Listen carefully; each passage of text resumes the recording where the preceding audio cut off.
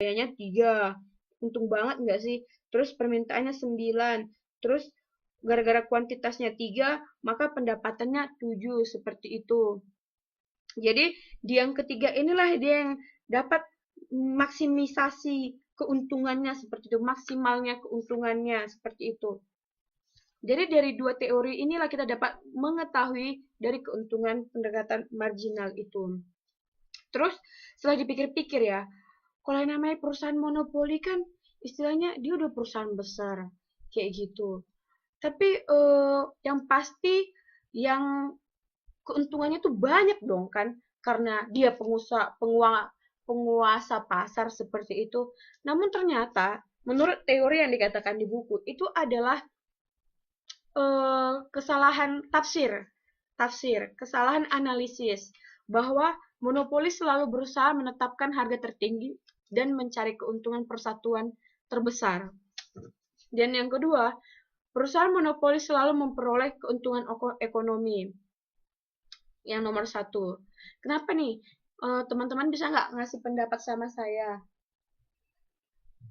Kenapa dikatakan bahwa itu kesalahan tafsir deh kalau kita mengatakan bahwa perusahaan monopoli itu selalu menetapkan harga tinggi dan selalu mendapatkan keuntungan ekonomi dari pasar. Seperti itu. Ada nggak bisa ngejelasin sama saya? Kenapa ini adalah salah tafsir katanya seperti itu?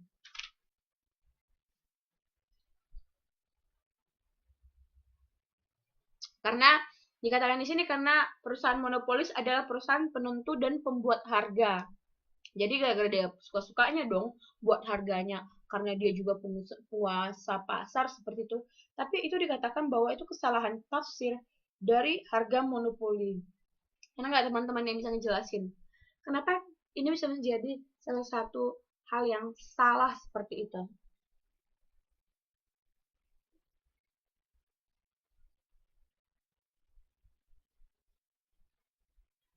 Ada nggak? Monopoli selalu berusaha menetapkan harga tertinggi dan mencari keuntungan persatuan output produk.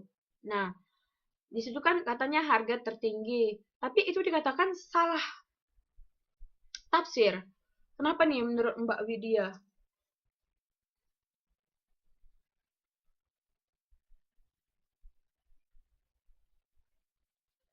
Ada yang bisa ngejelasin sama saya nggak? Perusahaan monopoli selalu memperoleh keuntungan ekonomis. Ya, kenapa dikatakan perusahaan monopolis itu selalu menguntungkan itu? Kenapa dikatakan itu bahwa kesalahan tafsir seperti itu? Ya, jadi di sini kan kalau dipikir-pikir kan yang namanya benar kata Mbak Ami bahwa tingkat output dan memberikan keuntungan yang maksimal. Artinya keuntungan yang maksimal ini kan bukan keuntungan banyak pendapatan total yang dia dapat dalam satu hari, bukan, tapi keuntungan maksimal yang dihitung dalam jangka panjang seperti itu.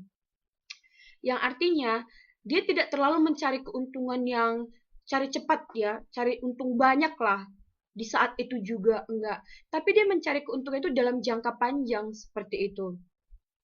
Jadi untuk dia menetapkan untuk dalam jangka panjang, dia nggak boleh dengan menetapkan harga tertinggi, harga setinggi-tingginya. Karena jikalau dia menetapkan harga setinggi-tingginya, konsumen bakalan lari dong dan bakalan mencari barang substitusi pengganti yang mungkinlah tidak sama dengan ini, tapi bakalan beralihlah ke perusahaan lain mengkonsumsi barang lain seperti itu. Kalau dia menetapkan harga tertinggi. Oleh karena itu, di sini dia tidak selalu memperoleh dia tidak bisa dikatakan keuntungan itu bukan keuntungan yang tinggi banget di saat itu, tapi keuntungan jangka panjang. Itulah sederhananya ya.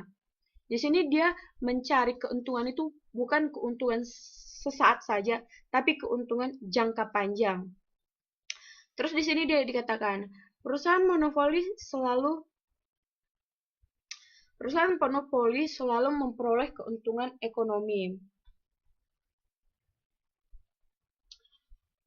Ya, jadi dimaksudkan dengan keuntungan ekonomi di sini enggak juga.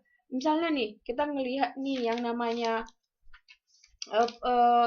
tabel 61. Di situ kan dia ada juga sih ya, mengalami kerugian pada saat dia menjual 4 karena dia harganya semakin menurun. Terus jika lihat dari biaya produksinya 30, malahan bisa dikatakan dia mengalami kerugian di situ. Ya nggak menurut teman-teman? Karena hmm, pendapatannya itu pendapatan totalnya itu 32.000. Tapi biayanya itu atau yang nomor 5 deh, pendapatan totalnya itu 35. Terus sementara biaya totalnya itu 48. Dia rugi dong, mengalami kerugian dong di sini. Iya kan? Jadi itu yang namanya nggak selalu yang namanya perusahaan monopoli itu tidak selalu memberikan keuntungan ekonomi. Seperti itu. eh Perusahaan monopolis tetap berproduksi dalam jangka pendek untuk meminimumkan kerugian total. Perusahaan monopolis tetap berproduksi dalam jangka pendek untuk meminimumkan kerugian total. Maksudnya gimana, Bu? Oke, maksudnya di sini yang namanya kerugian total kan,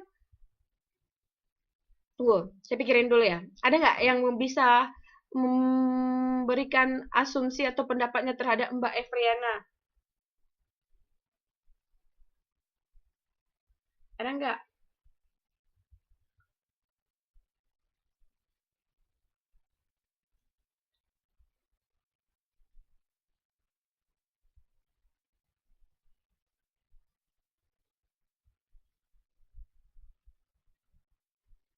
Itu halaman berapa ya, Mbak? Perusahaan produksi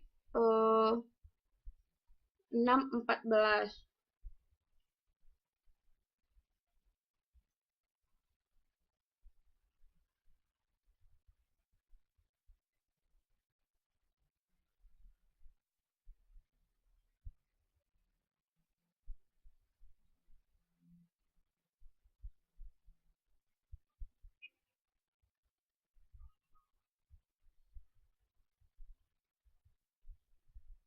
Hmm, oke. Perusahaan monopolis dapat. Hmm, oke, ya ya benar benar benar benar. Benar. Apa yang Mbak Ami jawab di sini katanya gini, mungkin dalam berproduksi dalam jangka pendek, tingkat hambatan masuk bisa sedikit teratasi dibandingkan dengan produksi jangka panjang. Ya, bisa dikatakan juga seperti itu. Karena eh gara-gara dia ingin tingkat hambatannya bisa diatasi dalam jangka pendek dan mungkin supaya tidak berlarut-larut di jangka panjang, maka dia mengkonsumsi dia tetap melakukan proses produksi itu seperti itu. Karena mungkin jikalau dia tidak melakukan proses produksi itu dia akan datang, maka yang namanya pangsa pasar kan akan lari dan juga nggak itu juga dia bakal mengalami kerugian seperti itu di yang akan datang jikalau dia tidak bakalan memproduksi di sekarang ini gitu. Benar yang dikatakan Mbak Ami, ini bagus banget jawaban Mbak Ami. Jadi supaya jadi dia melihat eh, faktornya itu ke depan seperti itu. Eh, Intinya kalau misalnya dia tidak namanya, oke deh saya kasih contoh.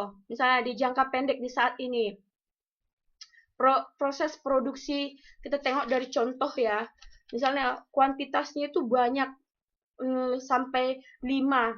Banyaklah kuantitas permintaan pasar seperti itu. Tapi kan eh, ketika dijatuhkan terhadap masyarakat karena harganya yang murah, maka pendapatannya kecil atau dia mengalami kerugian seperti itu. Tapi jikalau dia tidak eh, mengalami yang namanya tidak memenuhi permintaan pasar, maka semakin ke depannya kan namanya pasar bahkan mencari yang namanya barang substitusi seperti itu. Jadi, jikalau pasar sudah menemukan barang substitusi, artinya jikalau dia kemudian hari bakalan memproduksi lagi barang tersebut, maka dia bakalan mengalami kerugian kan, karena pasar semakin tidak respect terhadap proses produksinya itu. Jadi itulah dikatakan di sini untuk meminimumkan kerugian total. Jadi yang dimaksud dengan meminimumkan kerugian total di sini adalah mungkin kerugian total dalam jangka panjang seperti itu. Oke, gimana? Bisa diterima nggak jawaban saya, Mbak Efriana?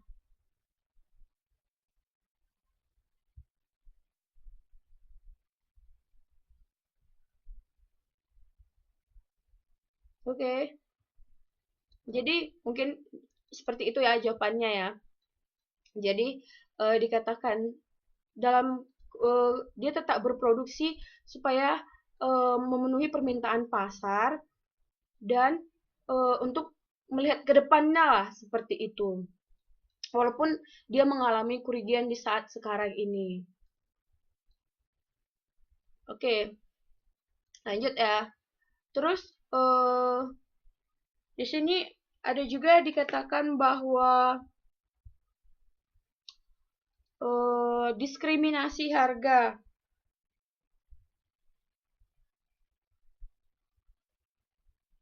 Diskriminasi harga adalah terjadi bila suatu barang dijual oleh perusahaan monopolis dengan harga berbeda dan tidak berdasarkan pada biaya produksi.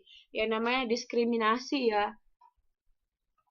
Artinya ada perbedaan-perbedaan antara si satu dengan yang lain seperti itu. Itulah yang termasuk diskriminasi harga. Kenapa sih saya mau tanya nih sama teman-teman nih? Kenapa sih perusahaan monopoli itu melakukan diskriminasi harga seperti itu? Ada nggak yang bisa menjelaskan sama saya? Kenapa perusahaan monopoli melakukan diskriminasi harga? Nggak baik dong yang namanya diskriminasi seperti itu. Ada nggak yang bisa ngejelasin sama saya?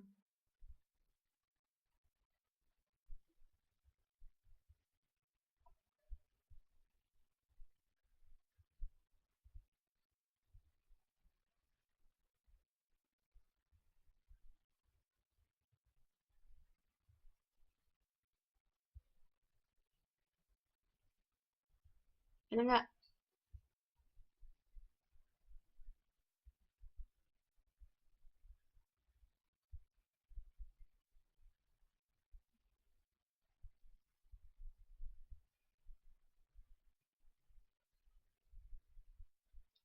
Ya, makasih Mbak Ami. Karena dengan diskriminasi harga akan mendapatkan keuntungan total yang lebih besar, Bu. Iya, jadi kan untuk memperoleh keuntungan maksimal. Oke, jadi kan seperti ini. Namanya juga industri kan, pengen juga sih mendapatkan keuntungan besar. Targetnya juga di satu sisi seperti itu. Dia juga pengen juga ingin mendapatkan keuntungan besar seperti itu. Jadi, jikalau dia seperti saya katakan tadi menetapkan harga yang tinggi, maka kan eh, maka konsumen bakal beralih produk kan, beralih terhadap yang lain seperti itu. Jadi oleh karena itu, jikalau dia orang lain mengalami, jikalau konsumen beralih kepada produk yang lain, maka bisa dikatakan perusahaan nggak bisa dong lagi jalan gara-gara konsumennya udah nggak ada lagi mau di situ, gara-gara harganya tinggi. Nah, untuk mengatasi itu, maka perusahaan monopolis melakukan pembedaan atau pengklasifikasian dan pengidentifikasian harga lah terhadap terhadap produksi atau output yang dihasilkannya. Jadi di sini dia semata-mata bukan berdasarkan kepada biaya produksi, tapi dia kepada ingin memperoleh keuntungan lah seperti itu dengan menetapkan harga. Contohnya, tarif listrik untuk rumah tangga dibedakan antara mereka berpendapatan tinggi serta mengkonsumsi banyak dibandingkan mereka yang berpendapatan rendah serta mengkonsumsi listrik. Nih, ada diskriminasi. Terus kalau kita misalnya di VIP rumah sakit, ada perbedaan antara fasilitas VIP dengan fasilitas yang kelas 3. VIP lebih lebih besar, lebih maksimal pelayanannya seperti itu, ada diskriminasi harga. Seperti itu. Jadi untuk dia memperoleh keuntungan yang maksimal, maka dia melakukan diskriminasi harga seperti itu. Nah, contohnya nih, saya kasih diskriminasi harga. Bila kita melihat tabel-tabel yang pertama tadi, tabel 61. Ayo, tolong teman-teman dibuka tabel 61. Sudah kembali lagi ya, kita lihat tabel 61 di tabel 69. Nah, di situ kan dia ada yang namanya tadi kuantitas produknya 11.000. Di yang ketiga deh kita lihat. Intinya dia memproduksi yang namanya 3 buah menghasilkan pendapatan sebanyak 27.000, ya kan? Dan keuntungannya itu kan 6.000 karena 27 dikurang dari 21 biaya totalnya 6.000. Nah, tapi kalau dia ingin melakukan diskriminasi harga dari 3 kuantitas produk itu, maka dia dapat membedakan harga yang satu, harga yang kedua, dan harga yang ketiga. Misalnya, dia ingin melemparkan harga yang kelas 1 terhadap orang-orang yang pendapatannya tinggi dengan harga 11.000. Terus yang kedua 10.000 dan yang ketiga 9.000. Terus kan berbeda-beda dia melemparkan harganya itu. Maka diperolehlah pendapatannya 30.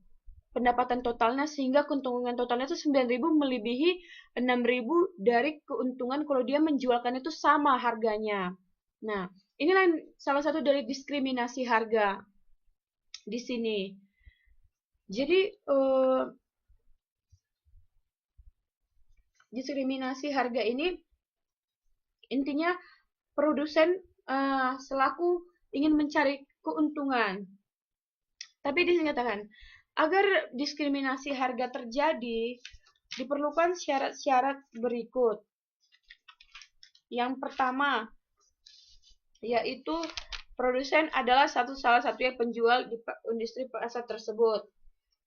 Artinya, tidak ada barang pengganti yang sempurna.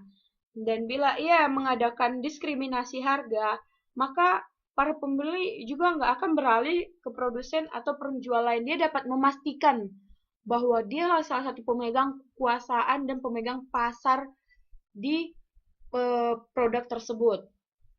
Terus yang kedua, dia juga harus bisa memisahkan perbedaan pasar yang ingin dia bedakan dengan agar perbedaan elastisitas permintaan pada berbagai pasar bisa dipertahankan. Nah, jadi elastisitas permintaan pasar di sini bisa dipertahankan oleh orang tersebut karena dia memisahkan dan mengidentifikasikan siapa sih orang kaya. Orang kayanya harganya segini, orang yang sederhana seperti ini, orang yang menengah ke bawah ini, ke atas seperti ini. Dia harus bisa memisahkan itu agar nanti elastisitas permintaannya itu bisa dipertahankan seperti itu. Terus yang ketiga yaitu barang tersebut tidak dapat dijual lagi dari pasar yang harganya rendah ke pasar harga yang lebih tinggi. Jadi di sini dikatakan biaya transport yang tinggi mencegah pengiriman barang dari pasar yang harganya rendah ke pasar yang harganya tinggi. Bila penjual kembali antar pasar dapat dilakukan, maka lenyaplah perbedaan harga pasar. Tak ada lagi diskriminasi. Penurunan penawaran mengakibatkan kenaikan harga antar para segmen pasar yang harganya rendah dan kenaikan penawaran akan mengakibatkan penurunan harga di segmen pasar yang harganya tinggi. Katakan seperti itu. Jadi intinya bahwa barang yang dia produksi itu pasarnya itu dia nggak bisa menjatuhkannya lagi harga jualnya barang dia tersebut kepada misalnya dia menjual harga sebanyak 9.000 terhadap harga untuk orang kalangan menengah ke atas. Maka dia nggak bisa lagi menjatuhkan harganya itu atau menurunkan harga menjadi 8.000 kepada pasar kepada menengah ke atas itu. Seperti itu. Oke, nah, terus dikatakan di sini, coba teman-teman lihat di gambar 66 halaman 617 ada kurva. Jadi di situ ada yang namanya eh, dua jenis pasar seperti itu. Ada pasar satu, ada pasar dua. Dia membedakan harga dan output dan melakukan diskriminasi harga lah di pasar satu dan pasar dua. Teman-teman udah ngeliat nggak? Udah ya. Di situ saya mengasumsikannya seperti ini. Pasar pertama dengan kurva pasar pertama dibandingkan dengan pasar kedua, kurva permintaannya tidak elastis. Ya nggak sih? Kurva permintaannya kan berbeda seperti itu. Kurva permintaan yang pertama dengan kurva yang kedua. Terus dikatakan juga di sini bahwa titik keseimbangan berada di antara MC. Ya nggak? Titik keseimbangannya situ kan MC itu kan MC sama dengan AC. Mana udah ngeliat dong ya. Nah, jadi di situ D1 itu adalah demand, kurva permintaan terus MR itu adalah pendapatan marginalnya. Jadi kalau kita melihat yang namanya MC sama AC, kalau kita lihat di titik P1 itu kan dia titik P2 itu bisa dikatakan kan mengalami lebih besar, lebih tinggi lah daripada titik P1.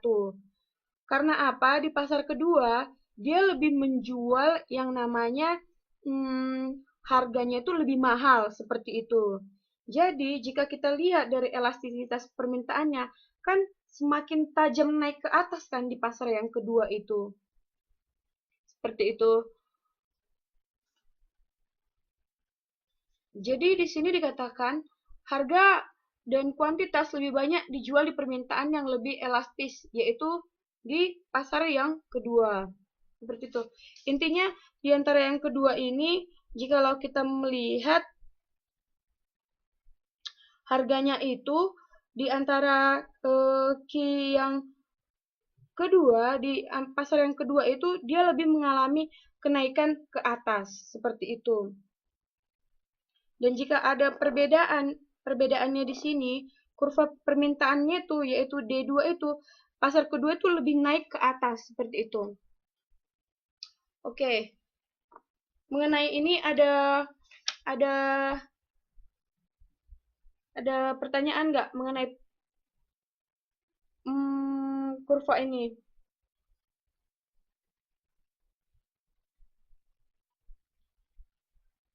Kita lihat deh kurva 68.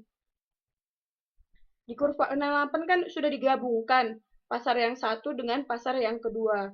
Dikatakan seperti ini. Diskriminasi harga yang terjadi pada 68, perusahaan murni monopoli memperoleh keuntungan ekonomis maksimal yang lebih besar.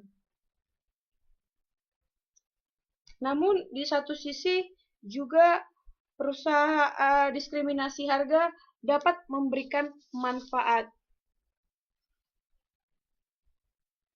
Bu, kemarin ada yang nanya AC. AC average cost ya. Average cost itu adalah biaya rata-rata. Kayaknya saya sudah ngejelasin dia yang kemarin di pertemuan modul 4 sih mengenai biaya rata-rata.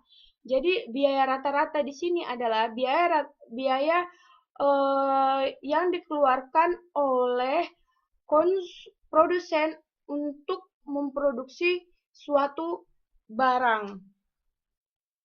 Jadi, kenapa dikatakan di sini MC sama dengan AC? Karena minimal MC sama dengan AC untuk memperoleh keuntungan. Iya nggak? Tadi kan? Nggak usah MR sama dengan MC deh. Tapi MR sama dengan, tapi menurut itu salah tulis tuh. Kurvanya bukan MC sama dengan AC, tapi MC sama dengan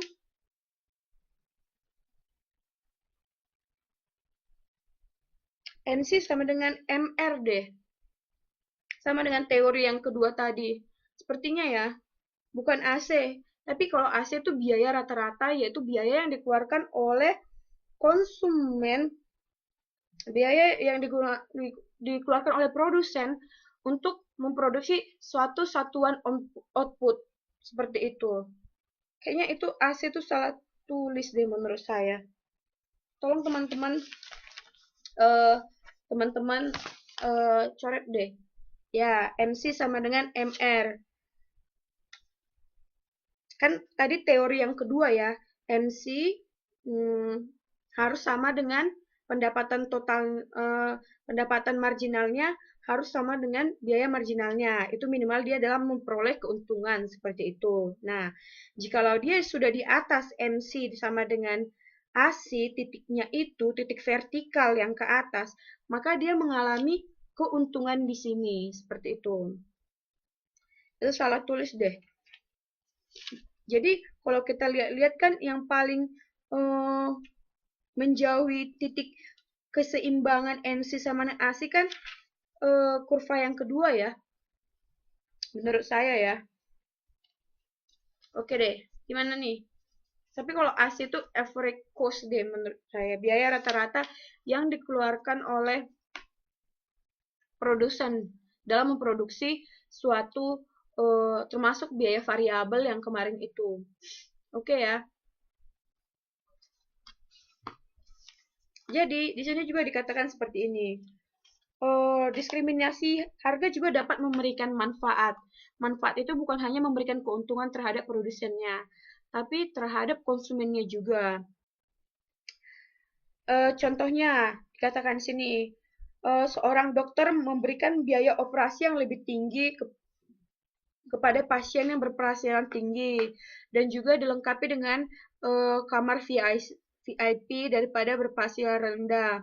Nah, ini kan juga menjadi salah satu bentuk dari pemerataan pendapat dan diferensiasi pelayanan. Artinya konsumen juga kan ingin mendapatkan kepuasan maksimal juga kan.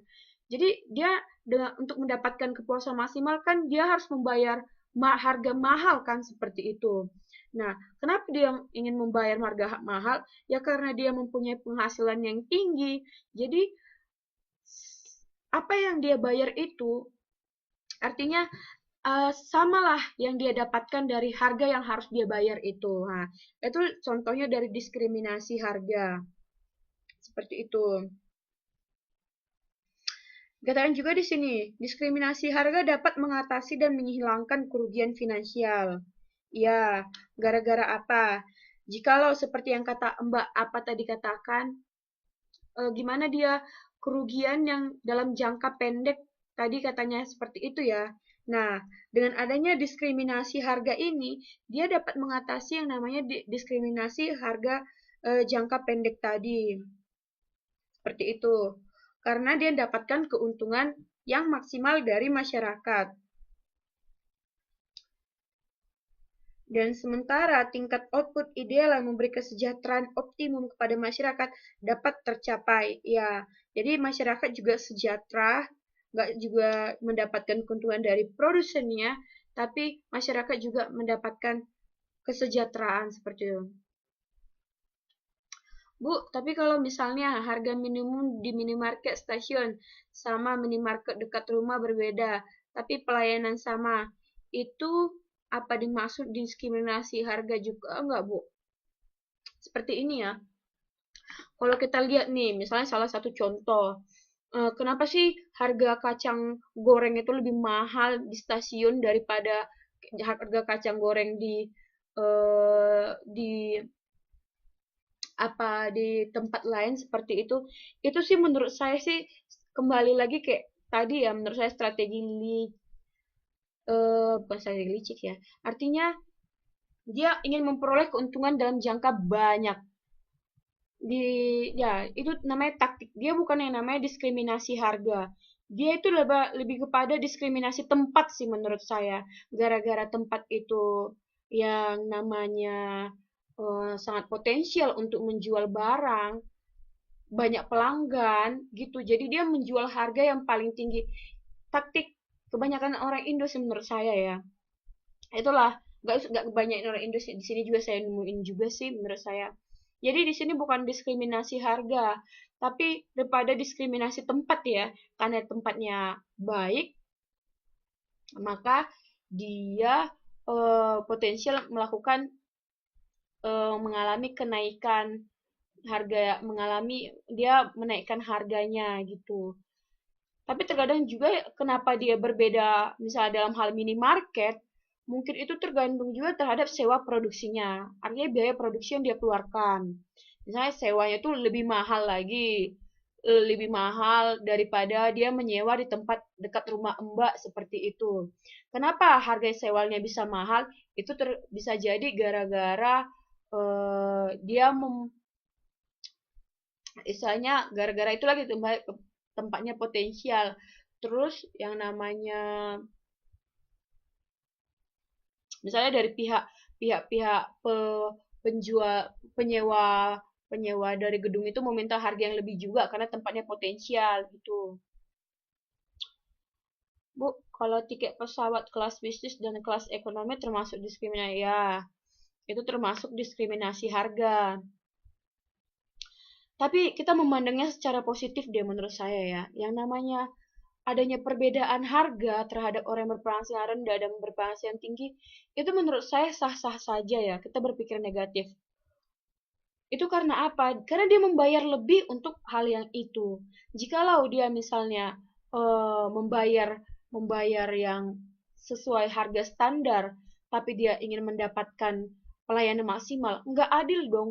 Artinya kan dari pihak perusahaan juga untuk memberikan pelayanan maksimal itu juga memberikan biaya produksi yang berbeda juga dengan biaya produksi rata-rata kan seperti itu. Jadi kita memang harus membayar mahal sih. Menurut saya positif thinking aja.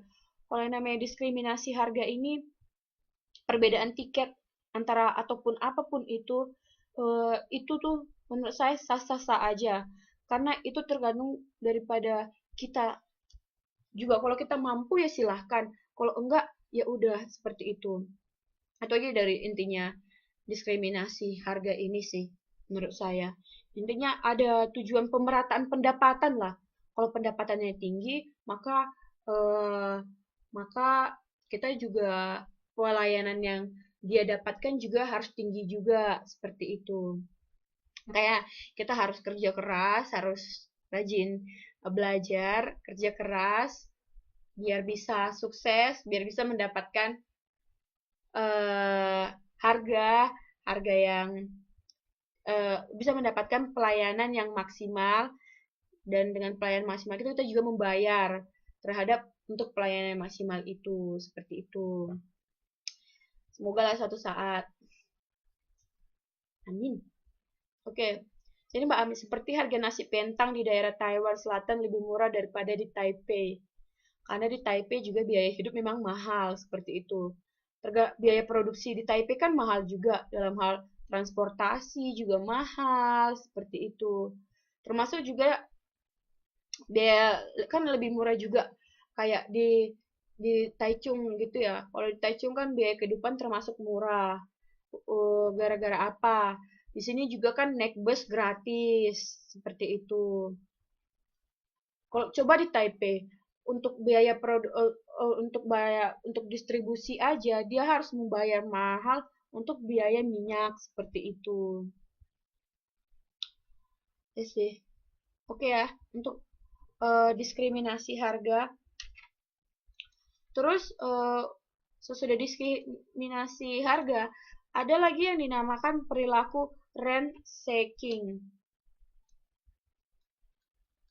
Rent seeking di sini adalah bisa dikatakan kolusi seperti itu, di mana perusahaan memperoleh bantuan dengan cara memberikan uang kepada politisi yang mempunyai kedudukan atau kuasa untuk memberikan hak khusus atau hak monopoli. Ransaking adalah situasi di mana agen ekonomi menggunakan proses politik. Berarti ransaking itu adalah kolusi, dan kolusi berhubungan dengan proses politik atau proses adu kekuasaan seperti itu, untuk menciptakan rent ekonomi yang tidak terjadi dalam transaksi pasar seperti itu. Eh, Oke, intinya ransaking oke lah ya. Ransaking itu ingat aja kolusi. Kolusi adanya politik adu kekuasaan, artinya membayar lebih terhadap orang kekuasaan untuk memonopoli seperti itu, untuk menciptakan rent ekonomi, untuk menciptakan yang namanya untuk mengambil istilahnya rent ekonomi bisa dikatakan di sini yaitu mengambil pangsa pasar untuk mengambil keseluruhan pangsa pasar yang tidak terjadi dalam transaksi pasar seperti itu. Jadi istilahnya masyarakat harus membeli produk itu gara-gara apa? Gara-gara adanya peraturan dari pemerintah, baik dalam peraturan secara langsung terhadap masyarakat, yang harus mengkhususkan untuk memakai proses monopoli ini, membeli produksi industri monopoli ini. Itulah yang termasuk dalam rent ekonomi.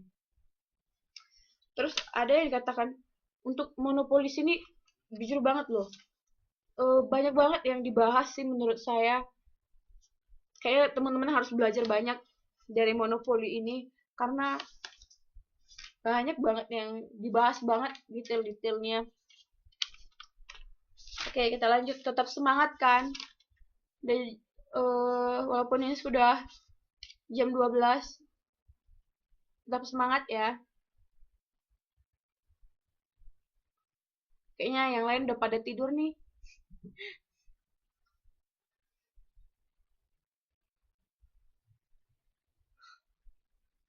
Oh, belum tidur. Oke. Di sini ada yang namanya efek. Tapi sejauh ini udah ngerti nggak? Paham nggak yang saya katakan nih buat teman-teman? Ntar diulang lagi ya.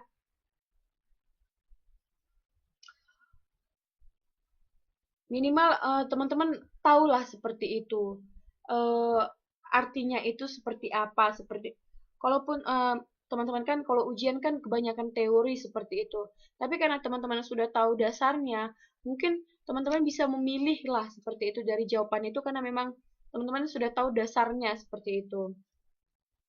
Tapi itu lagi penting banget sih membaca bukunya dan mungkin menghafal kalimat per kalimat atau kalimat intinya seperti itu, kayak yang namanya ransaking itu berarti ada adu kekuasaan seperti itu, ada kolusi seperti itu. Penting teman-teman untuk menghafal hal-hal seperti itu untuk ujian di tanggal 3. Oke, kita lanjut. Di dalam perusahaan monopoli ada yang dia berefek terhadap ekonomis, pajak, dan subsidi. Terus di dalam efek ekonomis, eh, efek ekonomis industri monopoli meliputi harga output dan alokasi input. Masih ingat dong input ya? Dan distribusi pendapatan serta kemajuan teknologi. Oke, di dalam yang pertama itu yaitu efek terhadap harga, di sini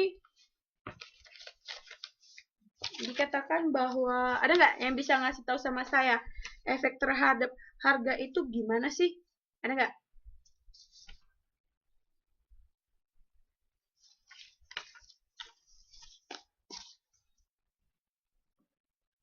Biar gantian deh kita yang bicaranya.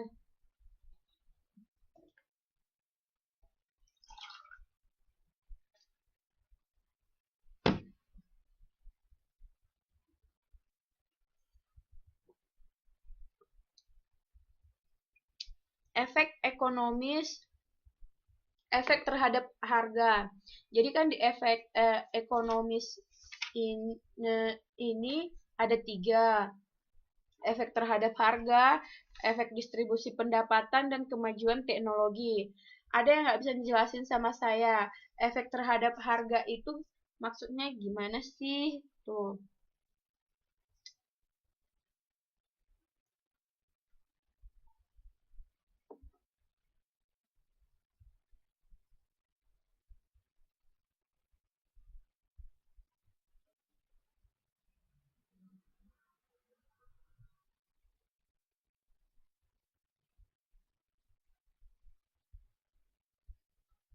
Oke.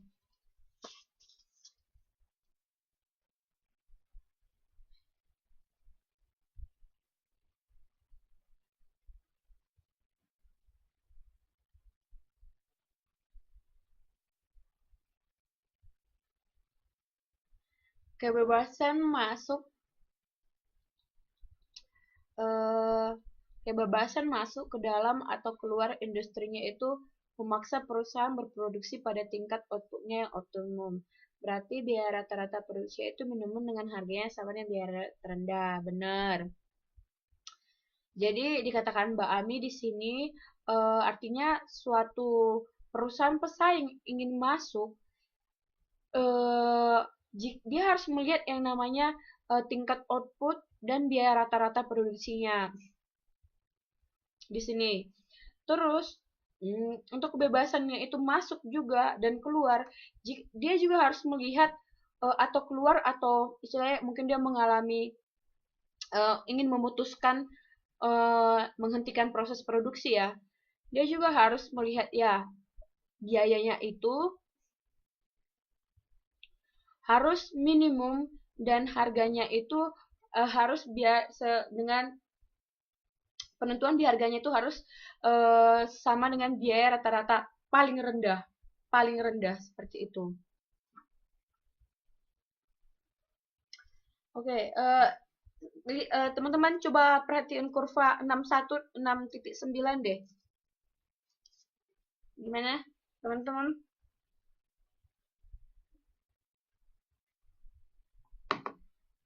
Udah ngeliat kurva 6.9 nggak?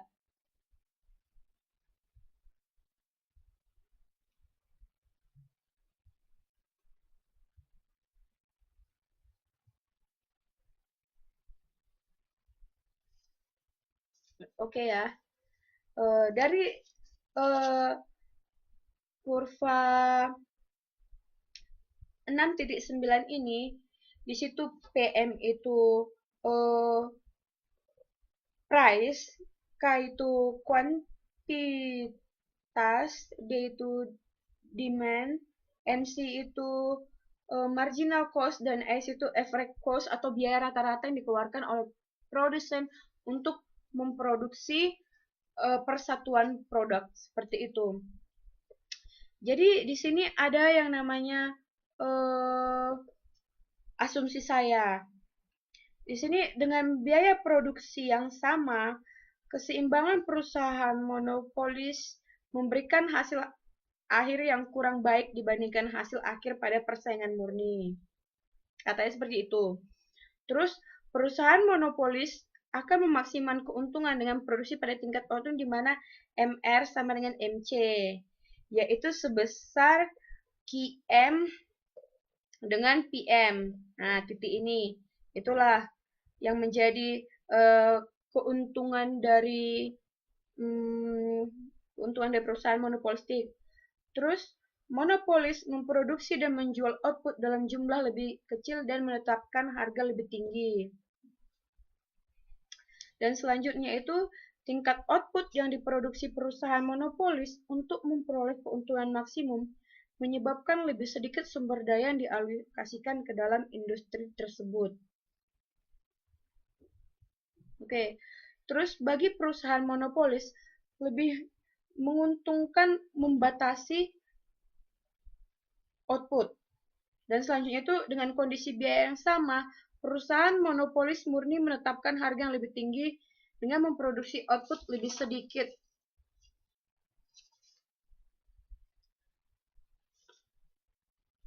Oke. Jadi itulah, jadi intinya di sini bahwa yang namanya biaya rata-rata itu yang dikeluarkan oleh perusahaan itu, eh, pendapatannya yang didapat itu harus di atas oleh minimal mengalami titik keseimbangan daripada biaya rata-rata. Di sini kan kita bisa ngelihat kan, NC itu lebih di atas daripada AC. Berarti inilah dikatakan bahwa perusahaan mengalami keuntungan, dan inilah eh, apa yang dimaksud dengan efeknya harga ini dan penetapan terhadap biaya produksi dari biaya rata-rata tadi, dan itu loh bagaimana sih efeknya itu terhadap eh, pasar industri monopoli. Nah, efek harga AC dengan MC itulah yang menghasilkan yang namanya efek ekonomis. Seperti itu. Itu deh cara cara sederhananya. Terus yang selanjutnya dikatakan di sini eh,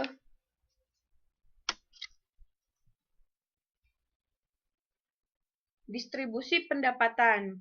Nah, di sini distribusi pendapatan artinya eh, karena merupakan satu-satunya produsen ataupun penjual, dan itulah yang memiliki ya, dan menjadi kekuatan pasarnya, perusahaan monopolis dapat menetapkan harga lebih tinggi atas produknya daripada harga yang ditetapkan oleh perusahaan pesaing murni.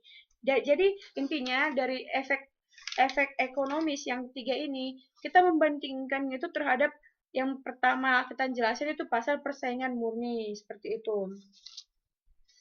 Jadi di dalam perusahaan persaingan murni, dengan perbedaannya dengan industri monopolis, yaitu dengan kekuatan pasarnya tadi dan karena satu-satunya penjual, perusahaan monopolis dapat menetapkan harga lebih tinggi atas produknya melalui diskriminasi harga tadi daripada perusahaan persaing murni meskipun dengan biaya yang sama. Karena apa? Di perusahaan persaingan murni kan dia banyak perusahaannya, seperti itu. Itulah termasuk distribusi pendapatannya. Jadi berdasarkan diskriminasi harga tadi, berdasarkan pendapatannya itu, dia dapat menaikkan harga tinggi. Sementara kalau di perusahaan persaingan murni tidak dapat seperti itu kalau dia melakukan diskriminasi harga. Kalau dia melakukan diskriminasi harga, ya nggak ada yang mau beli ke situ ya, karena pesaingnya banyak juga, seperti itu. Terus yang menjadi kemajuan teknologi, perbedaan itu terhadap pasar persaingan murni, yaitu perusahaan persaingan murni karena adanya ancaman masuk daripada perusahaan baru yang banyak, maka industri tersebut berusaha sekuat tenaga menggunakan teknik produksi yang paling efisien, ya yang kemarin ya, yang dapat digunakan dan bisa menyebabkan keuntungan ekonomis hilang dalam jangka panjang. Karena apa? Karena membayar harga yang harus harga mahal yang harus dibayar dalam menggunakan teknik produksi. Sehingga gara-gara keuntungan ekonomisnya itu hilang karena harga yang dibayar mahal untuk menggunakan teknik produksi, menyebabkan perusahaan pesaing murni gak banyak mau melakukan yang namanya pengembangan produk atau mengembangkan teknik produksi.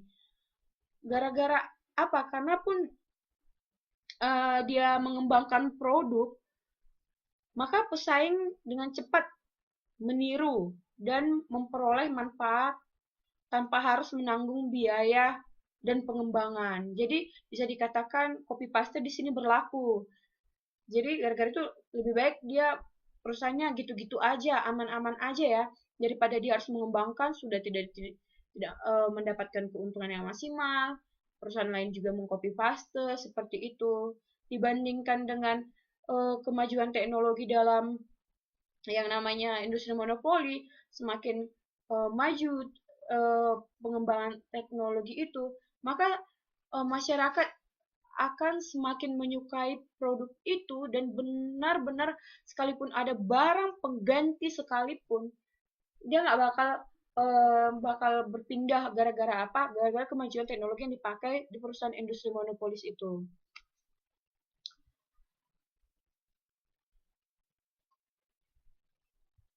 Jadi, tapi namun demikian menurut saya di dalam kemajuan teknologi ini tidak terlalu menjadi hal yang mutlak bagi perusahaan efek ekonomis, perusahaan industri monopoli. Karena menurut saya sekalipun adalah perusahaannya ya, kalau dipikir-pikir adalah perusahaan yang benar-benar ingin melakukan teknologi, gara-gara teknologi besar, sekalipun demikian pasti kembali lagi melakukan taktik juga si perusahaan monopolis itu kan. Jadi intinya sih menurut saya kemajuan teknologi tidak terlalu berperan sih menurut saya. Gara di sini seperti itu. Tapi benar-benar memenuhi kebutuhan kurva permintaan pasar, elastisitas permintaan, itulah yang menjadi mungkin tujuan utama daripada industri monopolis ini, seperti itu. Terus di dalam industri monopoli ada yang namanya pengaturan industri monopoli. Yang pertama itu penetapan harga maksimum dan pengenaan pajak atas perusahaan monopolis. Ada yang bisa jelasin nggak pengaturan industri monopolis, penetapan harga maksimum dan pengenaan pajak atas perusahaan monopolis? Ayo.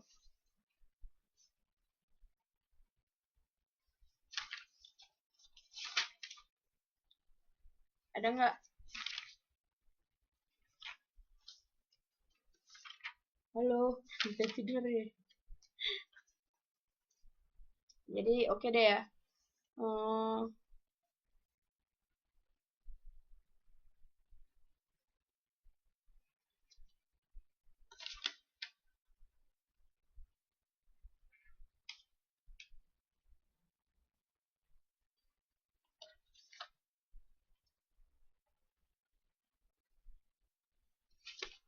Oke.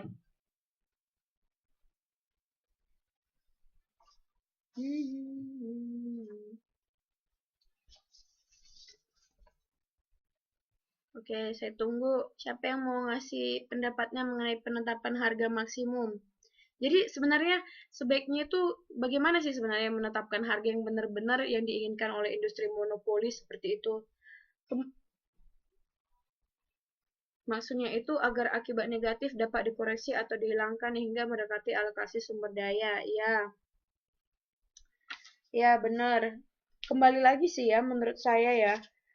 Lagi-lagi ya. Sebenarnya sih diulangin sih lagi. Jadi intinya itu yaitu tadi MR sama dengan MC deh. Itu aja deh penetapan harga maksimumnya itu menurut saya. Jadi kalau kurvanya ini sih sama sih kebanyakan. Tapi intinya itu MR sama dengan MC aja deh. Yang saya kasih tahu yang 3 tadi itu.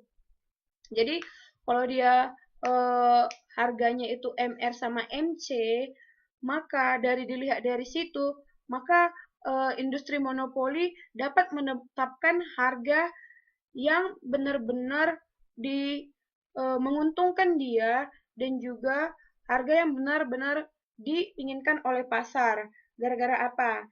Jadi istilahnya jika MR sama MC itu sudah terpenuhi, maka perusahaan monopoli dapat menetapkan harga secara bijak lah. Ya minimal mengambil untung dari misalnya MR-nya 9.000, MC-nya juga 9.000, ya minimal kalau dia mengambil keuntungan sedikit ya minimal 9.100 lah, seperti itu. Minimal sama lah, itulah penetapan harga maksimumnya. Intinya sih menurut saya sih seperti itu. kalau teman-teman mau belajar lebih dalam lagi bisa dibaca di bukunya ya. Di situ dia jelasin panjang, tapi intinya sih menurut saya itu aja MR sama MC, maka itulah harga maksimumnya seperti itu. Tapi di sini juga dikatakan juga eh, ada dua penyelesaian daripada kerugian finansial akibat penetapan harga sebesar MC. Yang pertama itu eh, dikatakan bahwa perusahaan memberi subsidi sebesar kerugian finansial hingga perusahaan monopolis tidak menghentikan produksi karena bangkrut. Jadi di sini juga dia memberikan bantuan kepada perusahaan monopoli yang misalnya mengalami kerugian nih, gara-gara dia menetapkan harga tidak mengalami kayak tadi kan harga kuantitasnya itu diminta 5, sementara pendapatannya itu 27. Seperti itu. Padahal biayanya itu 30.000, seperti itu. Jadi untuk mengatasi yang namanya kerugian finansial seperti itu, bagaimana sih caranya? Yang pertama dengan bantuan pemerintah, eh, yaitu dengan memberikan APBN, Anggaran Pendapatan Belanja dan Negara, kepada perusahaan tersebut. Dan kedua, yaitu pemerintahlah yang menetapkan harga. Jadi pemerintah berperan memberikan harga terhadap masyarakat, atau bisa dikatakan sebesar biaya rata-rata. Jadi di sini bisa dikatakan bahwa pemerintah itulah yang mengumumkan kepada banyak pihak bahwa harganya itu seperti ini. Gara-gara pemerintah juga di sini bukan karena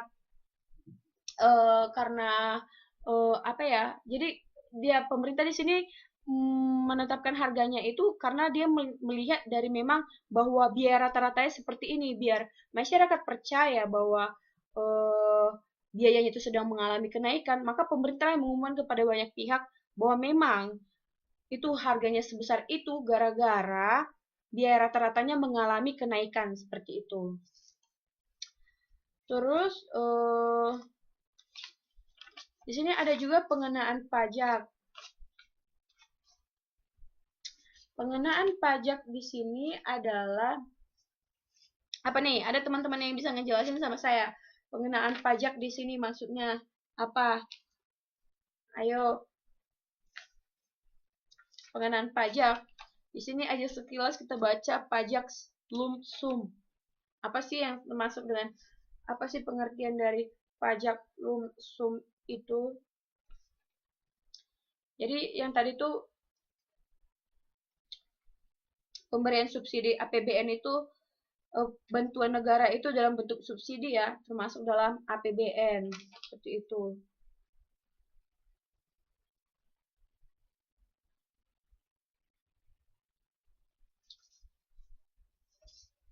Oke.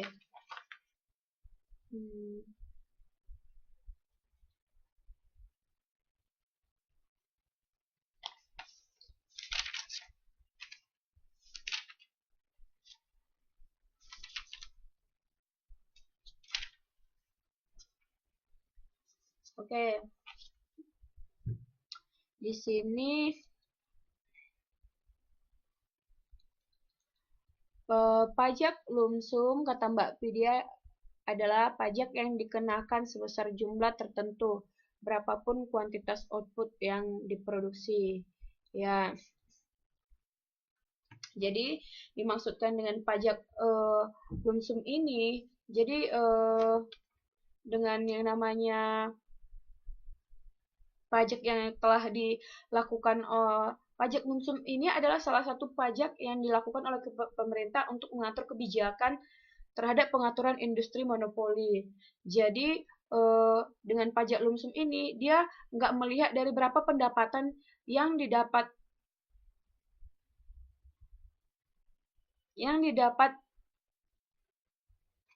dijual oleh perusahaan. Jadi pajak lumsum ini istilahnya